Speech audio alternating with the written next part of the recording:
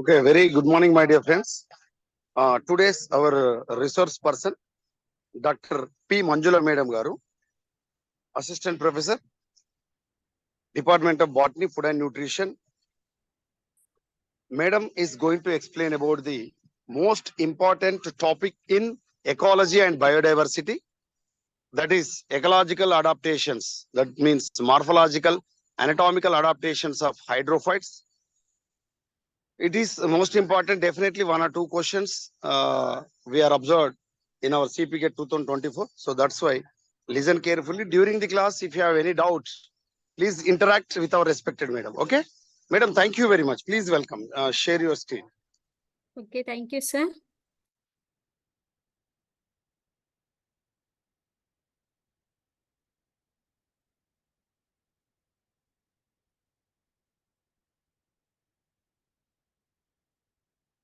Sir, is it okay? Okay.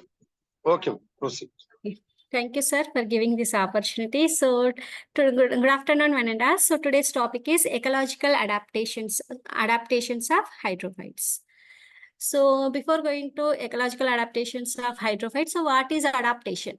Okay, so adaptations mean that is any feature of an organism or its parts which enables it to exist under the conditions of its habitat. It is called as the adaptation. That is when the organism or any organism which is living in particular environment. So to adjust to that particular environment, so some changes in the morphological or physiological or anatomically, they may modify the character. So it is called as the adaptation.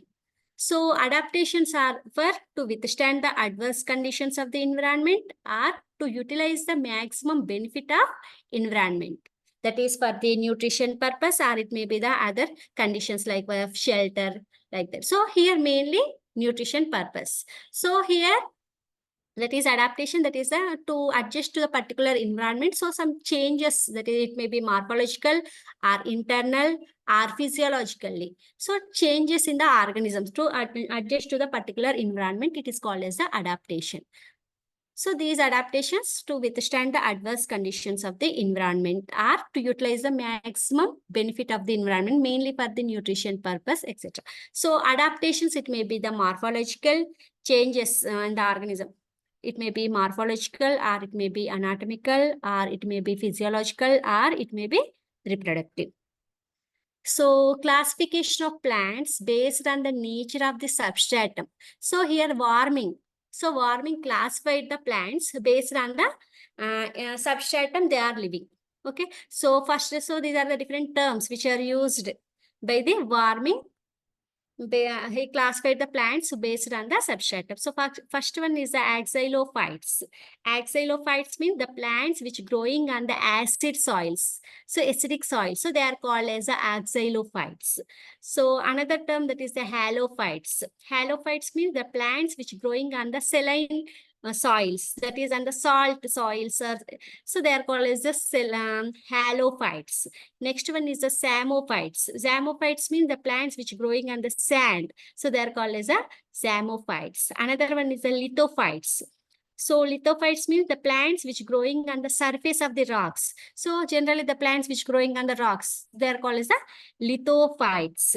So another one is the chasmophytes. So the plants which growing on the crevices of rocks, the breakdown. So here like this. So it is called as a chasmophytes. So we can observe these plants in our daily life also, but we can definitely did not know this term axillophyte, that is acidic soils, halo, saline soil, samo. So the plants which growing in the sand, they are called as the samophytes. Litho, that is on the surface of the rocks, or chasmo, that is the crevices of rocks. So again, based on the availability or the relation with the water, warming in 1909, he classified the plants into three types, that is hydrophytes, xerophytes, and mesophytes. So hydrophytes mean the plants which growing in or near the water, that is the plants which are present inside the water or near the water body. So they are called as the hydrophytes. And another term, that is a xerophytes, mean the plants which are adapted to survive under the very poor availability of water, that is under dry conditions. So there is no availability of water or less amount of water is available in that condition. So if the plants are growing, so they are called as the xerophytes. So xerophytes are again classified into many groups. So we will discuss this later. So here hydrophytes are also again classified. Okay. So next one is the mesophytes. So the plants which growing in the environment, so which is neither very dry or nor very wet. That is medium conditions are available. That is availability of water is there and availability of some dry conditions. So they are called as the mesophytes. So medium conditions, mesophytes. So these are the classifications of the xerophytes by warming. So again, so based on the availability or based on the surface. So again, that is xylophytes, that is plants growing on the acid soil. Halophytes, the plants growing in the saline soil, salty soils. So lithophytes, the plants growing on the rocks. Zamophytes, the plants growing in the sand and gravel. And chersophytes growing on the wasteland. So chersophytes mean the plants growing on the wasteland. Next, eremiphytes, the plants growing in the deserts. They are called as the eremiphytes. Psychrophytes, the plants growing in the cold soil. And xylophytes, the plants growing in the savannas. And sclerophytes, the plants growing on forest and bushland. So they are called, so these are the classification of the xerophytes by warming. Axilo, growing on the acid soils. Halophytes, the growing on the saline soil. Lithophytes means the plants growing on the rocks. And samophytes, the plants growing on the sand and gravel. And chersophytes, the plants growing on the wasteland. Eremophytes, so the plants growing on the deserts. Psychrophytes, so the plants growing on the cold soil.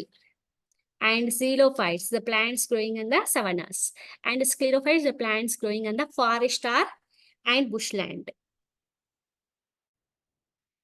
So next, ecological conditions of hydrophytes. So hydrophytes mean the plants which growing on the wet places are in the water. So the plants which growing in the water are near the water bodies. So in near the water bodies also the water is available. So they are called as the hydrophytes. So example, that is the hydro in Greek. Hydro means water and phyton means plant. That is water plant. Hydrophyte means that is water plant.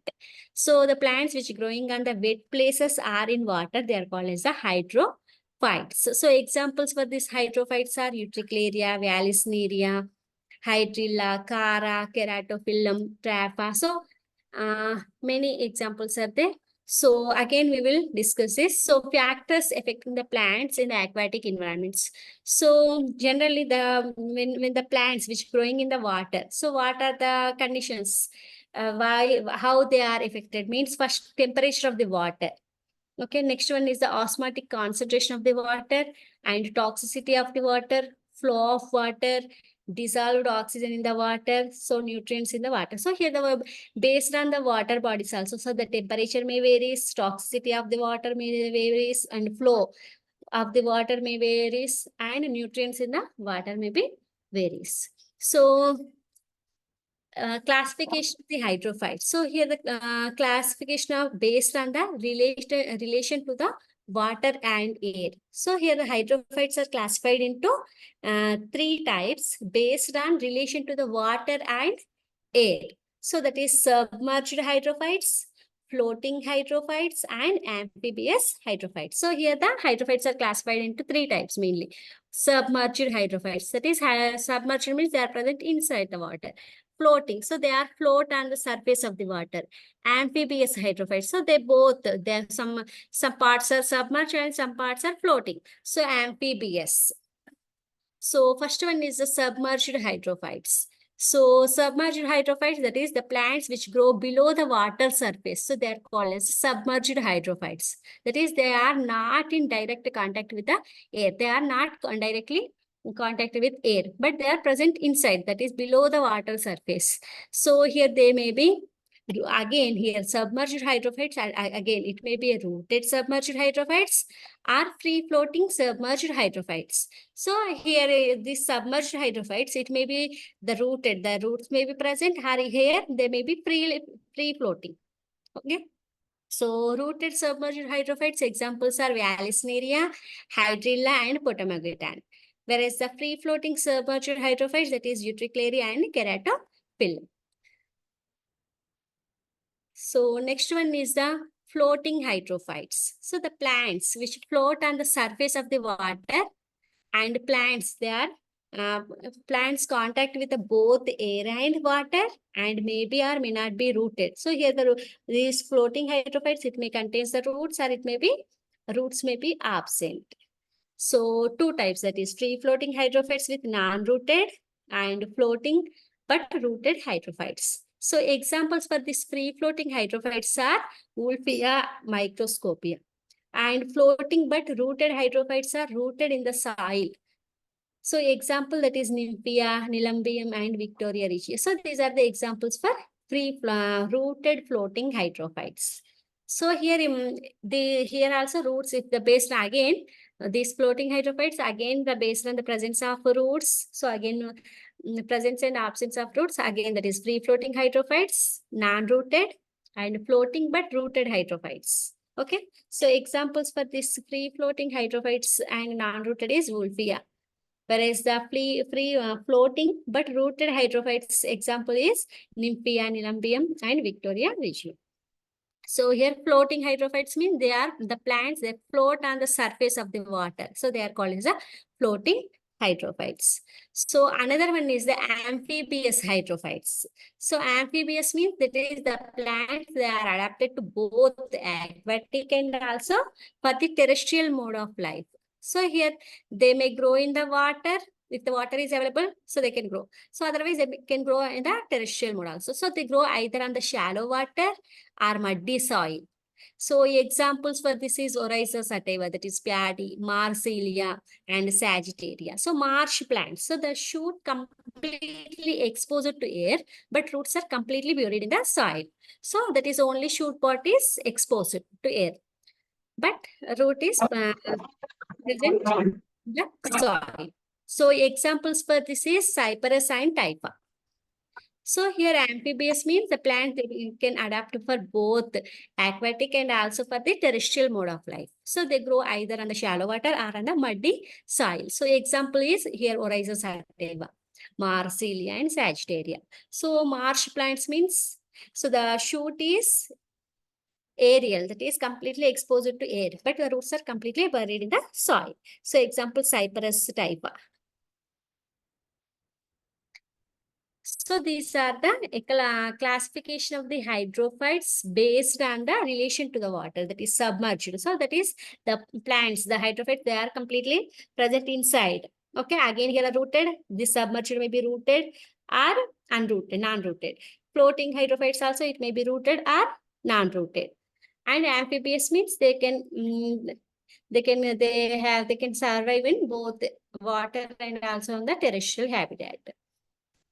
So next one is the adaptations of hydrophytes. So here the adaptation, that is changes which occur in these hydrophytes, that may be morphological changes or anatomical changes or physiological changes. So morphological adaptations, anatomical adaptations and physiological adaptations. So first one is a ecological adaptation, that is the morphological adaptations. So when we observe these hydrophytes, so when we take not clear, ma'am. What? Your voice is not clear, ma'am. Voice is not clear. No, Now? ma. Voice is clear. Your net is interrupted, amma. Voice is very clear. Madam, please proceed. Okay, sir. So morphological adaptation. So when we observe these hydrophytes, so then when we take any plant, so so here the poorly developed or reduced also root system. Roots may be absent or poorly developed root system is observed in this hydrophyte. So poorly developed or reduced, sometimes absent also, roots are absent. So if the roots are not required for the absorption, generally the hydrophytes, so here the root system is not well developed, because generally the main purpose of these roots are mainly helps in the attachment and absorption of nutrients from the soil. So generally root purpose. So because these hydrophytes, they are growing in the water. So and from the surface of the this plant body. So they absorb the nutrients. So there is no special requirement of roots here. So entire plant surface can absorb the water and minerals. So there is no special roots. So root caps usually absent, and root pockets or root sheath may develop for the protection. If the root sheath or root pockets are present, so they mainly helps in the protection. So in Jussea, that repents. So two types of roots will be observed. Yes, yeah. So that is the normal roots and floating roots. So that is floating roots, that is negatively geotrophic and spongy. And these floating roots keep the plant float.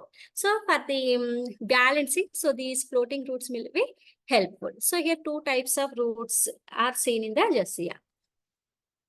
So first one is the root system. Generally in hydrophytes, that is poorly developed root system is seen. And here the root because here the entire plant surface can absorb the water and minerals. And here the root caps are absent in hydrophytes. And in place of root caps, here the root pockets or root sheath may be present, and which helps in the protection. So in Jussea, the repens, two types of roots are seen. That is the normal roots and floating roots. So these floating roots mainly helps in the float or for balancing. Next one is the stem. So here in hydrophyte, the stem is also very delicate and usually green in color and sometimes modified into rhizome or runner. So here hydrophyte's root stem is also very delicate, okay, and green in color. So next one is the leaves. So in floating plants, the leaves are long, circular, green, thin and smooth. And upper surface which is exposed to air and lower surface which touch the water. So in lotus, the petiole shows indefinite growth. So always keeps the leaf floating. So here some modification, that is, so in the different hydrophytes, so here the leaves, the size of the leaf also varies and the petiole also varies. So in floating plants, so leaves are long, circular, green, thin and smooth. That is the upper surface is exposed to air and lower surface touch the water. So in lotus, petiole shows indefinite growth and always keep the leaf floating. In heterophyly, so heterophyly also seen in some plants. Heterophyly means that is presence of two different types of leaves. Morphologically, two different types of leaves. So submerged leaves and floating leaves. So submerged leaves are linear, are ribbon-like and highly dissected. So here two types of leaves are seen in some plants. So submerged leaves and floating leaves. So submerged leaves are linear or ribbon-like. Whereas the floating leaves, leaves are aerial leaves and usually circular. So two types of, that is morphologically two different types of leaves on the same plant. So it is called as a heterophyly, presence of two types of leaves. So submerged leaves and floating leaves.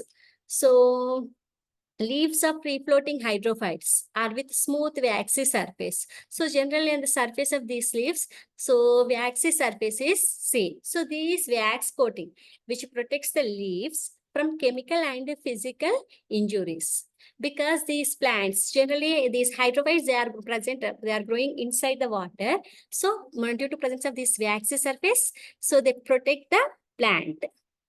So otherwise, so they cannot, so otherwise they cannot be, what happens, so when the any tissue which is present inside the water for more days, so it becomes what you call desiccate or dissociated to becomes they will become dissociated. Okay, so but here due to presence of these wax coating, so which protect the leaves from chemical and physical injuries, and which also prevent the water clogging of the stomata. So leaves of Eichhornia with swollen and spongy petiole. So here petiole may be modified. Here the swollen or spongy petiole may be seen in the Eichhornia. So this provide the buoyancy. and pollination and dispersal of fruit by the help of water, because they are growing in present inside the water. So here the pollination will take place. Pollination and dispersal of these fruits will take place through the water only. So vegetative reproduction, it is the common method of reproduction. So generally hydrophytes, that is vegetative reproduction is common. So this is about the morphological adaptations of hydrophytes. That is, first one is the root system, that is poorly developed root system. Here the root caps are absent, and in place of root caps, root pockets are present. And in Gessia, that is two types of roots are seen, that is the normal roots and floating roots. So these floating roots helps in the gives the buoyancy, that is the balance, helps in the floating. Next one is the stem. So here in hydrophytes, the stem is also very delicate and they are green in color, and it is also modified into rhizome or runner. So next one is the leaves. So here the size and the structure of the leaves also varies. So some are long, circular, are thin and smooth, and the upper surface which is exposed to air, and lower surface which touch the water. So here in lotus, that long petiole is seen. So in some species, that is the heterophyly is observed, that is submerged leaves and floating leaves. So submerged leaves are linear or ribbon-like, whereas the floating leaves are usually normal circular. Sometimes, generally on the leaves, the wax coating is present mainly in the hydrophytic plants. So this wax coating which protects the leaves from chemical and physical injuries. In Eichhornia, that is the swollen petiole, swollen or spongy petiole is seen. So it mainly helps in the buoyancy. So generally in hydrophytes, pollination takes place through the water. Hydrophily. So vegetative reproduction is the common method of reproduction in hydrophytes. So next one is the anatomical adaptations of hydrophytes. So the anatomical, that is internal changes. So in hydrophytes, that is a reduction in the protective structure and increase in the aeration, reduction of the supporting or mechanical tissue, and reduction in vascular tissue. So when we observe the internal structure of these hydrophytes, that is well-developed epidermis is not seen, that is a protecting structures. Generally presence of aerenchyma, and reduction of supporting or mechanical, that is sclerenchymatous tissues are absent in hydrophytes, and reduction in vascular tissues. So first one is the reduction in the protecting structures. So generally cuticle totally absent in submerged parts. So generally epidermis, internal structure, that is the epidermis which is covered with the thick cuticle, generally normal plants. But hydrophytes, that is, this cuticle is totally absent, and in aerial parts may be present as thin layer.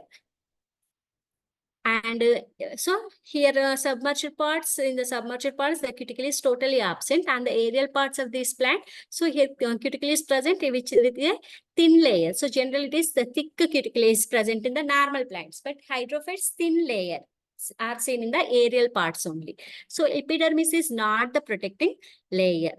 So epidermal cells also contain the chloroplast. So generally the plants, that is the epidermal cells in the normal plants, that epidermis, they do not contain the chloroplast, because the main function of this epidermis is protection. But here in the hydrophytes, this epidermal cells also contains the chloroplast. So epidermal cells can absorb water and nutrients. So hypodermis is poorly developed and cells thin-walled. So generally in normal plants, the hypodermis is sclerenchymatous or what you call cholenchymatous. So it gives mechanical strength. But here hypodermis is also poorly developed. That is the reduction in the protecting structure. So here the cuticle may be absent in the submerged parts, or cuticle, thin layer of cuticle is seen. And also the epidermal cells also contain the chloroplast. And here the epidermal cells also absorb the water and nutrients, and poorly developed hypodermis and cells with thin walled. So these are the main characters in the hydrophytes. So second one is the increase in the aeration. So stomata completely absent in submerged parts, and sometimes vestigial stomata is present. Vestigial stomata means so they do not function. So stomata is present, but they will not perform. So exchange of gases takes place through the cell wall, And in floating plants, stomata is confined only to the upper epidermis. So here the stomata is present and it is present only to the upper epidermis. So generally epidermis, stomata it may be present on the upper and lower epidermis. But here floating plants no only this stomata which is present on the upper epidermis. So parenchyma well developed in the submerged plants. So parenchyma means the parenchyma cells which store the gases or air. It is called as a parenchyma. So a well-developed parenchyma is seen in the submerged plants and air chambers which filled with respiratory gases and moisture. So these air chambers, they are filled with respiratory gases and moisture. So here aeration. So increase. So here hydrophytes, that is the presence of parenchyma, air chamber. So it is a special character which is seen in the hydrophytes. So they mainly helps in the exchange of gases. Next one is the reduction of the supporting or mechanical tissue. So mechanical tissue absent or poorly developed, and thick-walled sclerenchymatous cells totally absent, and the main function of the roots is to anchor in the soil. So here the main function is that is attachment to the soil only. And in Nymphaea, the special type of star-shaped lignified cells, that is osteosclerites, are present. So which will provide the mechanical support. So here in hydrophyte, that is the reduction, mechanical tissues also reduced, poorly developed. So mechanical tissue is absent or poorly developed, and thick-walled sclerenchymatous cells are absent. And main, so sclerenchymatous tissue is completely absent in hydrophytes, and main function of the roots is to attachment only. In Nymphaea, that is the special type star-shaped lignified cell, that is astrosclerites. Astrosclerites are seen in the Nymphaea, which mainly helps to provide the mechanical support. So this is the internal structure of the here the internal structure. So here it contains hydrophytes. So epidermis, parenchyma, air chambers, endodermis, phloem, and xylem. So next one is a reduction in the vascular tissue. So here the vascular elements are poorly developed, and absorption of water and minerals takes place through the cell surface, and little need of conduction tissue.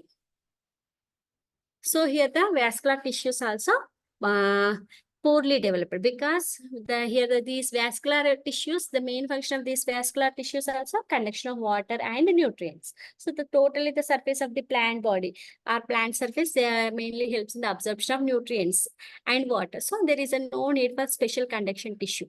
So here conduction tissue is also poorly developed.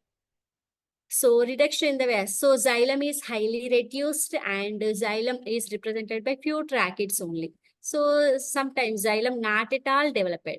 So phloem usually ill developed, that is poorly developed, and sometimes well developed. So vascular bundles arranged towards the center. So secondary growth is absent. So here the vascular tissues only, here poorly developed. So there is no secondary growth also. So this is about the anatomical adaptations of hydrophytes. So that is the first one is a reduction in the protecting structure. That is the cuticle is absent in submerged, and thin layered cuticle is seen in the aerial parts of the hydrophytes, and epidermis contain the chloroplast. And here the epidermal cells also absorb the water and nutrients, and hypodermis is poorly developed. And here the hypodermis is also made up of thin-walled cells. So generally, normal plants is hypodermis, which is made up of sclerenchymatous in xerophytes or parenchyma cells. But here it is thin-walled cells. So hypodermis is made up of thin-walled cells. So next one is the increase in the aeration. That is a hydrophyte. The main character mainly is the presence of air chambers and parenchyma. So they mainly helps in the exchange of gases because they are present inside the water. So for this, they have a special structure. These parenchyma cells, they helps in the exchange of gases, and they also help the buoyancy also. Next one is the mechanical tissues also poorly developed. That is the thick-walled sclerenchymatous cells are totally absent, and the main function of here the root is to anchor in the soil. That is to attachment to the soil. So in Nymphaea, that is the astrosclerites are seen. So next one is the reduction in the vascular tissue. So vascular tissues also poorly developed. That is the conduction of the water and minerals that takes place through the throughout the surface of the plant body. So there is no need of special conducting tissues. So xylem also highly reduced, and usually xylem represented by few tracheids, and sometimes xylem not at all developed. So phloem usually ill developed or sometimes well developed. So vascular bundles also arranged towards the center. Secondary growth is absent. So these are the anatomical adaptations of hydrophytes. So next one is the physiological adaptations of hydrophytes. That is the low osmotic concentration of the cell sap. Osmotic, that is, it may be equal or slightly higher to that of the water. Water is absorbed by the entire plant surface. So here the nutrients are absorbed by the entire plant surface. So gases exchange also takes place through the entire plant surface. So oxygen produced by the photosynthesis is retained in the air cavities, and they store in the air cavities, and this oxygen is utilized when required. So transpiration is absent in the submerged plants, and emerged plants and floating plants have the excessive transpiration. And mucilage cells produce the mucilage. So here the presence of mucilage also important hydrophytes, and mucilage which prevent the decay of the plant in the water. So these are the physiological adaptations of hydrophytes. So low osmotic concentration of the cell sap, osmotic concentration, which may be equal or slightly higher to that of the water. Water is absorbed by the entire plant surface. Nutrients are absorbed by the entire plant surface, and gases exchange takes place through the entire plant surface. And oxygen is utilized when so oxygen produced by the photosynthesis also they are preserving in the air cavities, and they are utilized when required. So transpiration is absent in her submerged plants, and emerged plants and floating plants have the excessive transpiration. So mucilage cells also produce the mucilage, and this mucilage which prevent the decay of the plants in the water. So this is about the ecological adaptations of hydrophytes. So mainly presence of parenchyma, poorly developed mechanical tissues, and poorly developed vascular tissues, main characters, and presence of wax layer and mucilage. So these are the important characters in the hydrophytes. Okay, so I will stop here.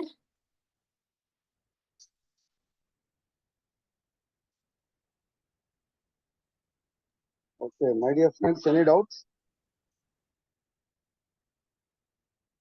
Sir, Okay, my dear friends, regarding of this class, if you have any doubts, no doubt, Nafis? sir.